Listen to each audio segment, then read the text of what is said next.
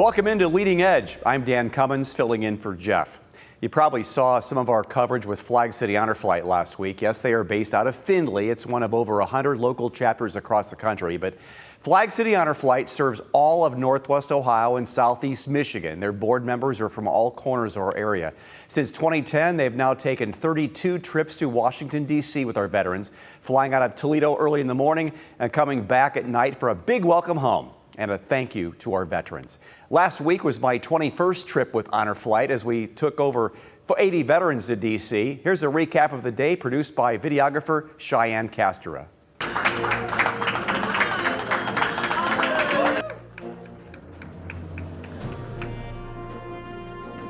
This is an incredible experience. I've thought about this for a long time, applied about 2 years ago, and I was very honored to have received my invitation to go. I've already seen a lot of this, but you know, it's an honor just to be on the honor flight to start with, and it's going to be an enjoyable day. A lot of good sights to see, and it just gives you a good feeling inside. It's outstanding the way they put this stuff together and seeing the view. I was in the Army stationed at Long Binh. So I was stationed in Nellis Air Force Base. Yeah, I served from 51 to 61 to 65. And you were till 57 to 61. Did 26 months in Vietnam. That's 3 deployments on an oiler out of San Francisco. Oh, we were on an outer security in a village, and they came in with choppers and everything, and we never got the word to go back.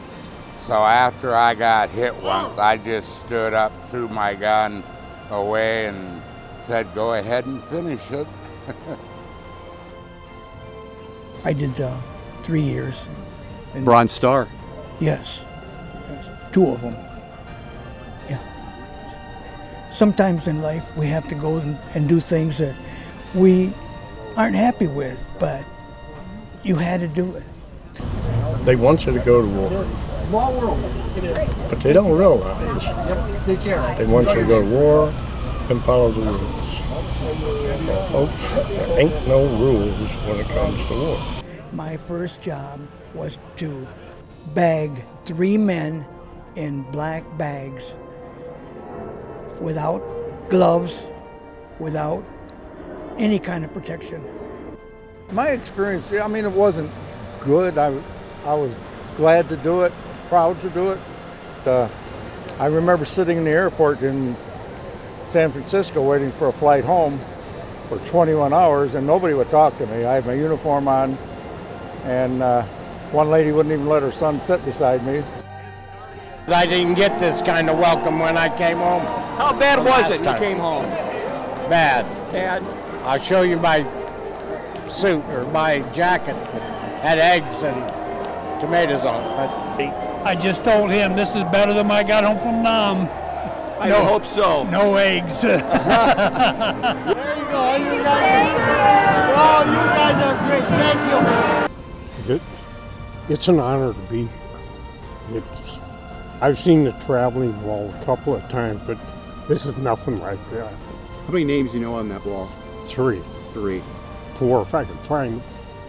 But it was a necessary thing at the time. It was either that or you have a country completely run over by a communist regime that had no respect for human life. Honor Flight is the best. I'm so appreciative of this. Didn't think I'd ever get picked, so really appreciate it. Having friends like that, people you can depend on, and they need to be honored as well. You have tears there. You all right? Yeah, I'm fine. Does this make you feel good? It does. It's wonderful. It's wonderful. The American citizens didn't treat us very well at all, and I'm glad to see that's turning around for the current service people, and this is just fantastic for this welcoming home finally. And that sets the table for my next 2 guests, a Marine who served 5 years in a North Vietnamese POW camp, and a man who was a tomb guard at Arlington Cemetery during his time in the Army. They spent the day together on Honor Flight. We'll be right back as Leading Edge continues. Welcome back. I want to introduce my guests for today. Bob Helle there, a proud Rogers High School graduate, a Marine Vietnam veteran, a man who spent 5 long years in a North Vietnamese POW camp. And Bob Weinberg, who served in the Army, including time as a sentry at Arlington Cemetery, marching at the Tomb of the Unknown Soldier. Plus, for many years, Bob led the Flag City Honor Flight Board and spent the day with Bob Helle on our trip last week. Thanks to both of you for being here. So what was it like for you two to be there? You've done this before, being a guardian for a veteran. You don't know each other, and you just kind of just get a little background, and off you go and spend the day together. I have another newest best friend. And that's what Honor Flight does. So didn't know Bob before, didn't know he was in the area, didn't know anything about his story, and found out that he has 5 years. They asked, will you be a guardian for this guy? And I'm going, tell me about the guy. And they said, 5-year POW. I said, I'm in. And he's got an interesting story, obviously, but he's a great guy. Well, Bob, we'll get into your story about the Vietnam experience, but first of all, off the top, what was the Honor Flight like for you as a veteran? I talked to several, and I want to thank all the veterans that we talked to for being so candid about their feelings about proud of their service, disappointed in how they were welcomed home and how tough it was. You had a different journey, obviously, because you didn't come home during the war like that in San Francisco. But what was your day like with Flag City Honor Flight? Oh, it was most excellent. They had everything planned right up to the moment. I mean, if you weren't on a bus, you were eating or something, They took us to all the interesting places, and it was a great experience. What stood out most for the experience? What stood out for the day? When we came home and there were people inside that we didn't know they were in there, and they gave us an honorary welcome home. Of all the sights you saw, I'll be honest, we're about the same generation, and the wall, after all these times I've gone to DC, the wall to me is so personal, impactful to me. It's got to be even more so for you. Oh yes, I'd never seen the big wall. I've seen the one they transport around, but yes, it is something. Bob Weinberg, when you've been on several of these trips with Flag City Honor Flight, what impresses you the most about these gentlemen we take with us?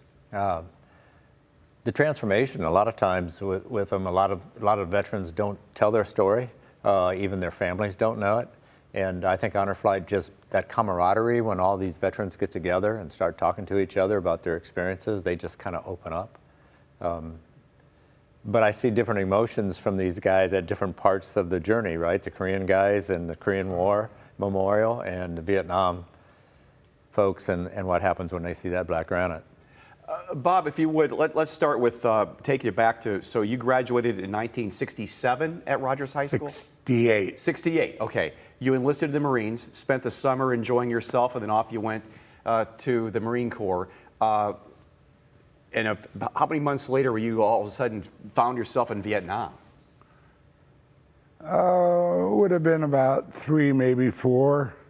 I got there in 68 December and got involved in the Tet Offensive in 69. And you were captured then. Explain how that all came about. It was around Hue during the Tet Offensive? Yes, I was in Hue and Tet Offensive, and then we had a number of outings where we'd go through the villages and check for traditional soldiers and stuff. And it was in one of those villages I got captured, left behind. And your M16 jammed on you. Yeah, I carried an M60, and I always volunteered for everything. And I was walking point, and they didn't want a machine gun in point because I got attacked a couple times and pinned down. So they gave me a M16 in the middle of the night. I had no time to check it out or anything.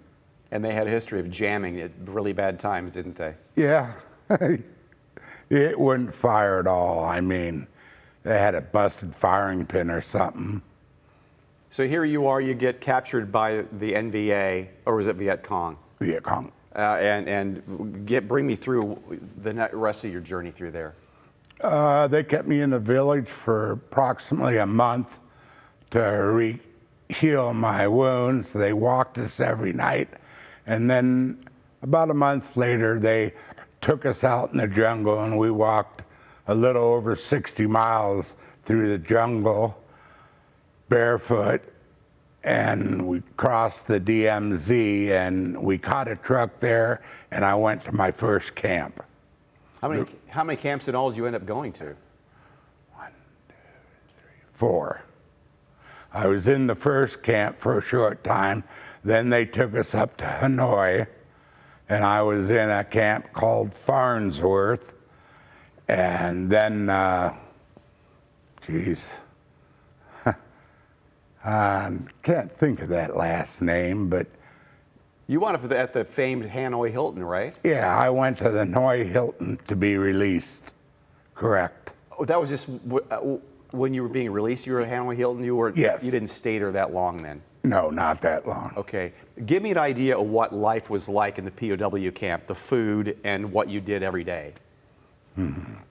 We just sat around. They played the radio for us, Hanoi Hilton.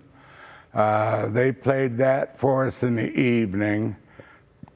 They came around and asked if we wanted to take a shower in the daytime, and we'd go down and wash up. But as for the food, they gave us some green vegetables that kind of looked like grass and boiled in water, and it gave you the screaming Hershey's. I bet it did. For a year. You were talked about you were in isolation for quite a period of time. Also, you were tortured somewhat. Talk about that if you don't mind. Yeah, I'd get in trouble a lot. I did things against them. And one time they were torturing me on my knees with my arms directly above my head. They do that from 6 o'clock in the morning until 6 or 7 at night. And I got in trouble because I got up and hit the camp commander. Oh, man. They put me in solitary for 8 months. Did you ever wonder why they wouldn't just end your life? They must have. I think they tried because they were really mad, and they grabbed a oil. They used kerosene oils for their lanterns. They grabbed the rag full of kerosene and jammed it down my throat with a knife on it, and I just bit on the knife as hard as I could so it wouldn't go through my throat. You were one tough Marine. Mm-hmm. So you served. You were in a POW camp for 5 years. I talked to you last week. You don't hold any bitterness to what your experience at all. You're able to just turn it away and just live your life in a whole different direction. Correct. You're amazing. I'd do the same thing again. Would you really? Yes. Serving your country in the Marine Corps? Yes. Is the wall personal for you too? We had a lot of good men lost, yes. So in '73, you get your homecoming. I know your parents didn't even realize that you were even alive until the very end. Right. Talk about the emotions of all that and from your end, what was all happening. Right. Right before I left, I told my mother I'd be gone a lot longer than 13 months, but someday I will return. And when I met them, my twin sister was a major in the Air Force working at the Pentagon. I saluted her, and I didn't even recognize my brother was right there until we got to the hospital. How much weight had you lost? I came out about my high school weight, about 148. Had there been rumors of a release at any point before that was happening? Did you get some false alarms and think maybe it's really happening this time? What were you guys hearing in the camp? No, we never heard any of that. Just Hanoi Hilton, and she talked about how we were getting beat so bad down there, you know. And then you come home to Toledo, you see your family, and then you resume the rest of your life. Yes, sir. You're an amazing American. Bob, thank you. We'll be right back with more with Bob Welle and Bob Helle. Be right back. We're back with Bob Helle and Bob Weinberg. Bob, one more thing. When you released in '73, you resumed the rest of your life after a lot longer than a tour of duty in Vietnam and you thought you'd get. Did you wind up, what kind of life have you led? You're a retired railway worker? Yes, I'm a retired longshoreman. I worked at the Presque Isle docks. We loaded coal into vessels and unloaded the iron ore. You settled down right here in Toledo again, huh? Yes. Bob Weinberg. All right, now, we've known each other for a long time. I met through Flag City Honor Flight, and thank you for all you have done for them. During your Army career, how did you wind up being a guard at the Tomb of the Unknown Soldier? Interesting. Went through basic and infantry training just like everybody else, but actually got orders to Washington, D.C. in the old guard instead of Vietnam. So I think I was blessed because of that. And ended up in the old guard, went in, got assigned to Honor Guard Company, which is E Company in Honor Guard, in old guard. Got interested in the Tomb of the Unknown Soldier. I'm a 2-year draftee, so time's ticking on short term of being there, and wanted that Tomb Guard badge. So volunteered to do that duty, was accepted into that unit, went through the training, and became a Tomb Guard. This is video from last week. Now, what are we seeing here? That's changing the guard. What's interesting, and I don't know how many people there actually realize it, but it's a silent change. In other words, there are no commands. The relief commander is not ordering them to go to ready arms or port arms. It's all memorization and it's all timing. It's all in the blind because that sentinel that's on the mat can't see the guys behind him. And it's all, though you're hearing, I mean, it's got to take an incredible practice to be able to, everybody to be in sync with that. Yeah, it does. There's no time limit on the training, how long it takes you, because messing up during the training will take you out of the unit. So you want to be sure that you're ready for those different levels of testing so you can become a guard. Go through they did the 21 steps and silent command, and they do a switch, and they every 30 minutes, is it? Right. Change? In the summer, they're changing the guard every half hour during cemetery hours, during daylight hours. In the wintertime, it's hour walks. Regardless of the time of season, at night it's a 2-hour walk. So the tomb is being guarded 24/7. Half hour during the summer is a little bit quicker pace because of the number of people that are actually guarding. Each relief is only 7 people. So if you're short-staffed on how many sentinels you have, your rotation up on the mat can be quite frequent. Where in the winter hours, if there's 4 sentinels on your relief and you just came off, you've got 3 hours before you're going to go back up again. So it gives you more time for preparation to get that next walk up there. Do you live underneath there, or are you just there during times that you're like on a duty call? Yeah, so the Tomb Guard quarters are underneath that amphitheater in what we call the catacombs. I don't know if they call them that anymore. They're out on a different side of that area than what we were back in the 70s, and they have a pretty nice place down there.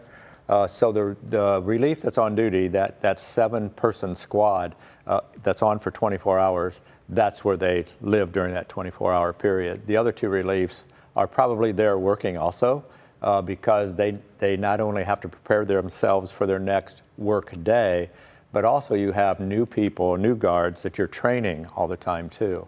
So even on your days off, you're probably spending your days in the cemetery. You're very proud of that badge. What number is on your badge?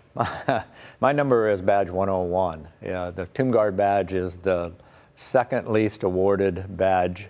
It's not a medal. It's not a Purple Heart. It's not a Silver Star. It's not a Bronze Star. It's a unit citation medal. And it started in 1958. From 58 to 62, when the Tomb Guard left, he turned his badge in. After 62, they were allowed to keep it if they walked for a minimum time of 9 months, and which I did. I walked for just over 10 months, so I got to keep the badge. And then in 1998, we started a society, the Honor Guard Tomb of the Unknown Soldier, 501c3, and we promote the tomb. We want people not to forget the tomb. Yeah. And at that time, we actually numbered the badges, and it just so happens that mine came out at 101, and today they're probably in the 800s. I want to show the video also of the presentation of the wreath at the tomb. Take a look here when Bob Helle, there, the Vietnam veteran being honored, along with Bob Weinberg, escorting him up there. And tell us what's happening here.